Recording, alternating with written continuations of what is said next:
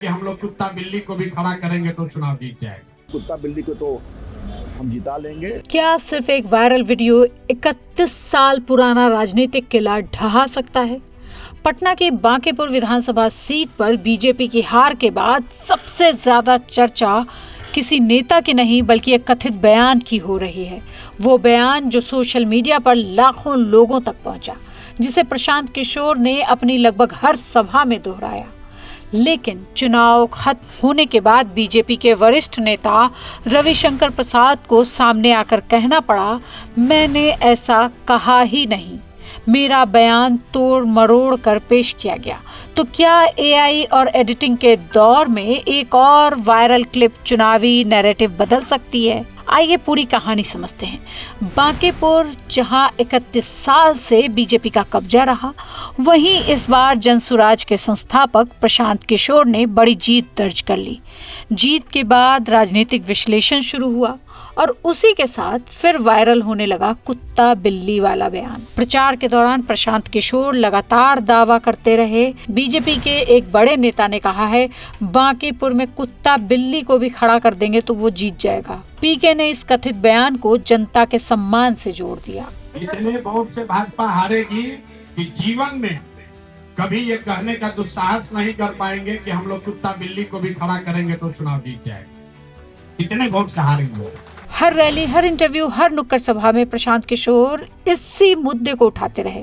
उन्होंने कहा, बीजेपी इतनी बुरी तरह हारेगी कि फिर कभी बांकेपुर की जनता के लिए ऐसे शब्द इस्तेमाल करने की हिम्मत नहीं करेगी। यानी चुनाव विकास, सड़क और बिजली से निकलकर सम्मान बनाम अहंकार की लड़ाई में बदलता गया। लेकिन चुनाव खत्म होने के बाद कहानी में नया मोड़ आया। बीजेपी के वरिष्ठ नेता और पूर्व केंद्रीय मंत्री रविशंकर प्रसाद ने सोशल मीडिया पर पूरा वीडियो साझा किया।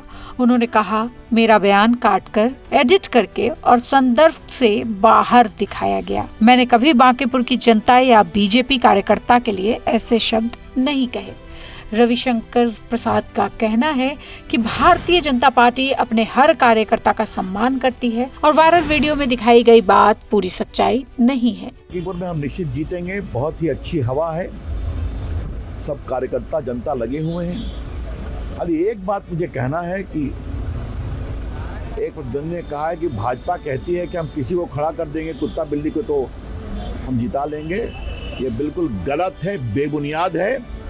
भारतीय जनता पार्टी अपने एक एक कार्यकर्ता का सम्मान करती है। इसी कारण आज एक बूथ का कार्यकर्ता लड़ रहा है और जीतेगा। हम ऐसी भाषा नहीं करते और वो सारी बात जो कह रहे हैं ये उनका अहंकार बोलता है। यानी एक तरफ चुनावी मंचों पर बार बार दोहराया गया कथित बयान, दूसरी तरफ चुनाव के बाद आया पूरा वीडियो। अब सवाल ये है कि क्या चुनावी नैरेटिव एक एडिटेड वीडियो के सहारे बनाया गया या फिर लोगों ने उस वीडियो को सच मान लिया और वही चुनावी मुद्दा बन गया। दिलचस्प बात यह है कि सोशल मीडिया पर कई ऐसे कंटेंट क्रिएटर्स और यूट्यूब चैनलों ने बाद में स्वीकार किया कि वायरल क्लिप अधूरी थी। कुछ ने उसे हटाया तो कुछ ने सार्वजनिक रूप से माफी भी मांगी। हालांकि यह कहना कि सिर्फ इसी बयान की वजह से बीजेपी चुनाव हार गई, तथ्यों के आधार पर साबित नहीं किया जा सकता। राजनीतिक विश्लेषकों का मानना है इसके पीछे कई और कारण भी थे।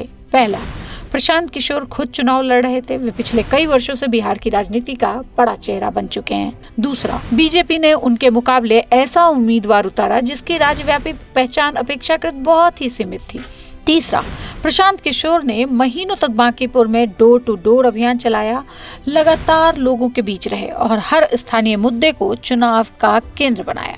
यानी वायरल बयान चुनावी नैरेटिव का हिस्सा जरूर बना, लेकिन पूरी कहानी सिर्फ वहीं खत्म नहीं होती। बांकेपुर का चुनाव एक और सवाल छोड़ गया है। एआई और एडिटिंग के इस दौर में अगर किसी बयान को काटकर, जोड़कर या संदर्भ से बाहर दिखाया जाए तो क्या वह चुनावी माहौल बदल सकता है? और उससे भी बड़ा सवाल, क्या भविष्य के चुनावों में असली लड़ाई नेताओं के भाषणों से ज्यादा उनके एडिटेड वीडियो और वायरल क्लिप से होगी? बांकीपुर का नतीजा सिर्फ एक सीट का परिणाम नहीं बल्कि डिजिटल दौर की राजनीति का भी एक बड़ा संकेत है। जाते जाते मैं एक और क्लिप आपको दिखाना चाहती हूँ जिसमें प्रशांत किशोर कह रहे हैं कि बांकीपुर एक दिन में बेंगलोर नहीं बन जाएगा। मेरे विधायक बनने से बांकीपुर बेंगलोर नहीं बनेगा। ये रिपोर्ट आपको कैसी लगी हमें जरूर बताएं और देखते रहिए आज तक। मैं हूँ पूजा मेहरोत्रा।